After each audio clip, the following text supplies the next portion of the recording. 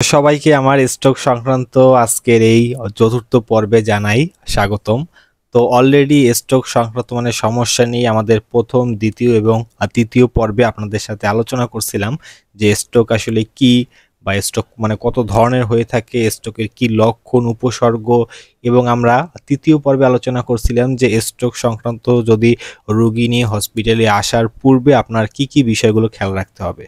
তো আজকে আমরা এই স্ট্রোক সংক্রান্ত চতুর্থ পর্বে আপনাদের সাথে আলোচনা করব। সাপোজ মনে করেন আপনি একজন পেশেন্ট নিয়ে হসপিটালে এসে ভর্তি হলেন যার ভিতরে এই স্ট্রোকের লক্ষণগুলো ছিল। তো হসপিটালে আসার পরবর্তীতে কিন্তু ডক্টর আপনার মুখের কথা শুনে অথবা কিন্তু রোগীর এই লক্ষণসমূহ দেখে কিন্তু সে আসলে স্ট্রোক বলে ডায়াগনোসিস করবে না। তখন এই স্ট্রোক হয়েছে কিনা, আসলে তার আদৌ এই লক্ষণসমূহের সাথে স্ট্রোকের সম্পর্ক আছে কিনা বা এটা বোঝার জন্য প্রাথমিকভাবে কিছু আপনাদের পরীক্ষা নিরীক্ষা দেওয়া হয়ে থাকে। তো আজকে আমরা এই স্ট্রোক সংক্রান্ত সমস্যা নিয়ে এই চতুর্থ পর্বে আপনাদের সাথে সেই বিষয়টা নিয়ে আলোচনা করব যে স্ট্রোকের লক্ষণগুলো নিয়ে আপনারা যখন একজন রোগী নিয়ে হসপিটালে আসবেন তখন প্রাথমিকভাবে কোন 5টি টেস্ট আপনাকে ডক্টর সাজেশন করে থাকে এবং সেই 5টি টেস্ট আপনার করানোর জন্য সরকারিভাবে সেখানে কত টাকার মতো খরচ হতে পারে এবং বেসরকারিভাবে যদি আপনি সেই টেস্টগুলো করান বা প্রাইভেট হসপিটালগুলোতে যদি আপনি সেই টেস্টগুলো করান কত টাকার মতো খরচ হইতে পারে, আজকে এই ভিডিওতে সেই বিষয়গুলো আপনাদের সাথে আলোচনা করব। তো চলুন আজকে ভিডিওটি শুরু করা যাক। তো আপনার 1 নম্বরে যে পরীক্ষাটি করতে হবে সেটি হলো সিটি স্ক্যান অফ ব্রেন। আসলে আমরা কিন্তু প্রথম ভিডিওতে আলোচনা করছিলাম স্ট্রোক হলো আমাদের মস্তিষ্কের একটি রোগ। আসলে এই কারণে আসলে স্ট্রোকের কি পরিমাণে এটা হেমোরেজিক স্ট্রোক নাকি ইসকেমিক স্ট্রোক এটা আইডেন্টিফাই করার জন্য সেখানে আপনাকে অবশ্যই প্রথমেই যে টেস্টটি দেওয়া হবে সেটি হলো সিটি স্ক্যান অফ ব্রেন।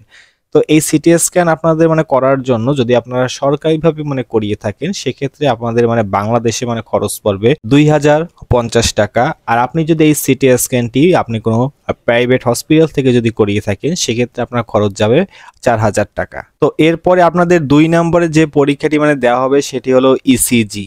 তো ইসিজি হলো ইলেকট্রোকার্ডিওগ্রাম। সাধারণত আমাদের হার্টের কার্যকলাপ দেখার জন্য বা হার্টের কার্যকলাপ বোঝার জন্য এই ইসিজি পরীক্ষাটি ডক্টরগণ আমাদেরকে দিয়ে থাকে। তো এখানে আরো একটু বিষয় বলে রাখি, আমরা কিন্তু এর আগের ভিডিওতে আলাপ করছিলাম যে আমাদের হার্টের কিন্তু বিভিন্ন ধরনের সমস্যার জন্য কিন্তু আমাদের আসলে এই স্ট্রোক মস্তিষ্কে হতে পারে, যেমন অ্যাট্রিয়াল ফিব্রিলেশন, এরপরে মায়োকার্ডিয়াল ইনফেকশন অথবা ওল্ড মায়োকার্ডিয়াল ইনফেকশন অথবা হার্ট অ্যাটাক, হার্ট ব্লক ইত্যাদি সমস্যা আমাদের হার্টে রয়েছে কিনা এটি বোঝার জন্য কিন্তু আপনাকে 2 নম্বরে এই ইসিজি টেস্টটা দিয়ে থাকে।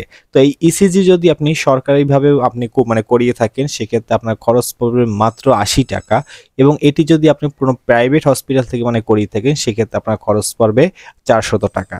তো এরপর আমাদের 3 নম্বরে যে পরীক্ষাটি দেওয়া হয় সেটি হলো chest X-ray posterior and anterior view.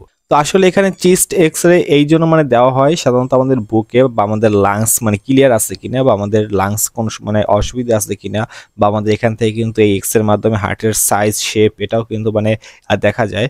তো এই কারণে এখানে চিস্ট এক্স-রে দেওয়া হয়ে থাকে। তো এই চিস্ট এক্স-রে আপনারা যদি কোনো সরকারি হসপিটাল থেকে আপনারা করিয়ে থাকেন সেক্ষেত্রে আপনার এখানে খরচ পড়বে 250 টাকা।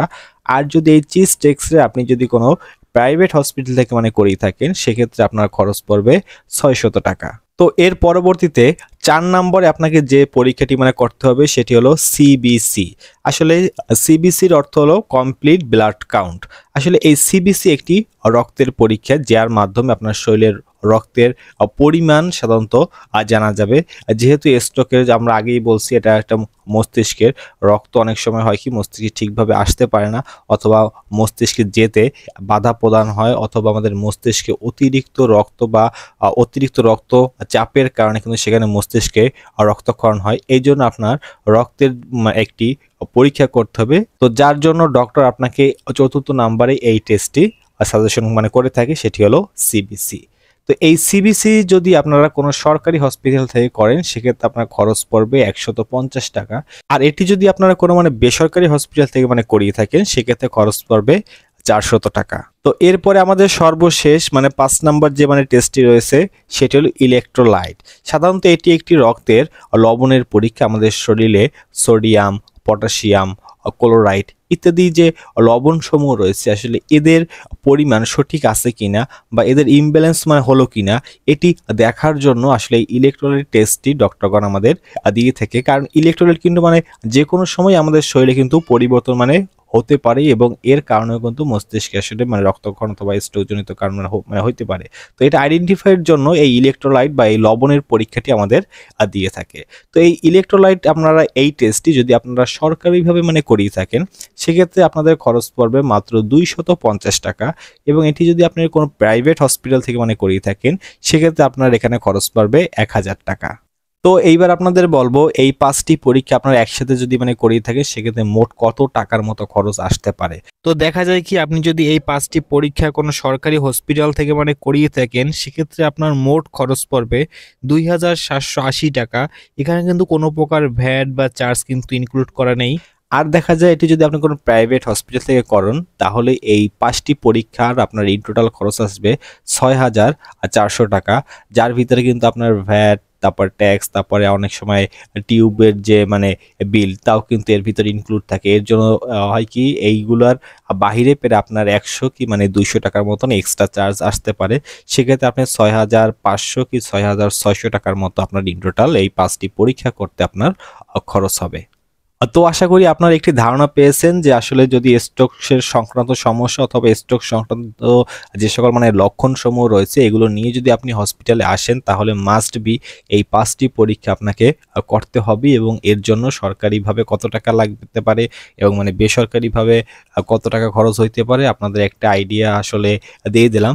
এবং এটা কিন্তু শুধু আমাদের বাংলাদেশের জন্য, বাংলাদেশের যে আসলে এই ডায়াগনস্টিক যারা সমিতি রয়েছে এদের যে একটি নির্ধারিত চার্ট রয়েছে এবং আমাদের সরকারি যে নির্ধারিত মানে চার্ট রয়েছে এই চার্ট থেকেই আসলে মূলত এই ইনফরমেশনগুলো এনে আপনাদের কাছে মানে দেওয়া। তো এইবার আপনাদের বলবো যে এই 5টি পরীক্ষা ছাড়াও আপনার শরীরের কিন্তু আসলে বয়স ভেদে বা শরীরের মানে কন্ডিশনের উপরে আপনার কিন্তু এই 5টি পরীক্ষা ছাড়াও আরও কিন্তু কিছু পরীক্ষা নিরীক্ষা ডক্টরগণ এখানে অ্যাড করতে পারে। তার ভিতরে কিছু পরীক্ষার এখানে আপনাদের নাম ইনক্লুড করতে চাই, যেমন আরবিএস পরীক্ষা এখানে অ্যাড করতে পারে, তারপর টিএইচএস যেটা মানে হরমোনের পরীক্ষা। এছাড়াও যদি হার্টে আপনার যদি কোনো সমস্যা থাকে সেক্ষেত্রে ট্রোপোনিন 1 এই পরীক্ষাটি অ্যাড করতে পারে। এছাড়াও এখানে আরও কিছু পরীক্ষা রয়েছে যেমন ইউরিন আরএমই, এসবি পার্সেন্টেজ, এরপরে আপনার দেখা যায় সিরাম ক্রিয়েটিনিন, তো এরপরে অ্যালবুমিন, কোলেস্টেরল ইত্যাদি পরীক্ষার সাথে কিন্তু অ্যাড হতে পারে। তো সর্বশেষে আপনাদের আরেকটি পরীক্ষার কথা বলবো। অনেক সময় হয় কি দেখা যায় কি আমাদের যে মানে পরীক্ষাগুলো প্রথমে যেগুলো মানে বললাম অনেক সময় এর ভিতর থেকে আসলে আপনার কি সমস্যা হচ্ছে সেটা কিন্তু অনেক সময় আইডেন্টিফাই করা মানে যায় না। সেক্ষেত্রে মানে বাধ্য হয়ে আমাদের একটি এমআরআই পরীক্ষা দিয়ে থাকেন সাধারণত। তো এই পরীক্ষাটি একটি মানে দামিও পরীক্ষা। তো এখানে জাস্ট আপনাকে মানে ধারণা দিয়ে রাখি 7000 কি 8000 টাকার মতন বা এর উপরেও মানে হতে পারে। সাধারণত এমআরআই অনেকগুলো মানে ধরন রয়েছে, এখন আপনার কন্ডিশনের উপর মানে ভেরি করে এই পরীক্ষাটি অবশেষে অ্যাড হতে মানে পারে। তো আজকের ভিডিওটি ছিল এই পর্যন্তই। আশা করি ভিডিওটির মাধ্যমে আপনাদের সকলকে মানে বোঝানোর ট্রাই করছি যে যদি আপনারা স্ট্রোকের লক্ষণগুলো নিয়ে যদি কোনো রোগীকে হসপিটালে মানে ভর্তি করান তাহলে সেক্ষেত্রে আপনাদের কোন পরীক্ষাগুলো মাস্ট বি করতে হবে এবং ভর্তি করা মানে পরবর্তীতে আপনার রোগীর মানে কন্ডিশনের উপর আর কি টেস্ট এখানে অ্যাড হতে পারে। তো এরপরেও যদি কোনো ধরনের সমস্যা থাকে অবশ্যই এই ভিডিওর কমেন্ট বক্সে আপনারা মানে কমেন্ট করবেন, আপনাদের উত্তর দেওয়ার জন্য ট্রাই করব। আর যদি আপনাদের প্রয়োজন হয় তাহলে আজকে যে এই টেস্টগুলোর যে নাম বললাম এর বাইরে কিন্তু আরও কিছু মানে টেস্ট রয়েছে, সেগুলোরও এই সরকারি ফিস এবং মানে বেসরকারি যে মানে ফিস রয়েছে এটা আমার মানে ফেসবুক আইডিতে সেখানে মানে পোস্ট করা থাকবে। আর সেই ছবিগুলো থেকে আপনারা কিন্তু যে কোনো মানে টেস্টের দাম এবং সেটার কত মানে রেট প্রাইস সেটা কিন্তু মানে দেখে আসতে পারবেন। তো এই ভিডিও মানে ডেসক্রিপশন বক্সে আমার ফেসবুক আইডির লিঙ্ক সহ আমার অন্যান্য আইডিগুলো এখানে অ্যাড করা থাকবে, আপনারা চাইলে সেখান থেকে আপনারা আমার সাথে মানে যুক্ত মানে হতে পারবেন। তো আজকের ভিডিওটি এত সময় আমাদের সাথে থাকার জন্য সকলকে জানাই অসংখ্য ধন্যবাদ। আশা করি স্ট্রোক সংক্রান্ত সমস্যা নিয়ে সামনের পর্বগুলো আরও আকর্ষণীয় হতে যাচ্ছে, আরও কিছু ইনফরমেশন আনার মানে ট্রাই করতেছি। তো আশা করি সামনের ভিডিওগুলো আপনারা এভাবে আমাকে মানে সাপোর্ট করবেন। তো সকলকে জানাই অসংখ্য ধন্যবাদ এত সময় সাথে থাকার জন্য।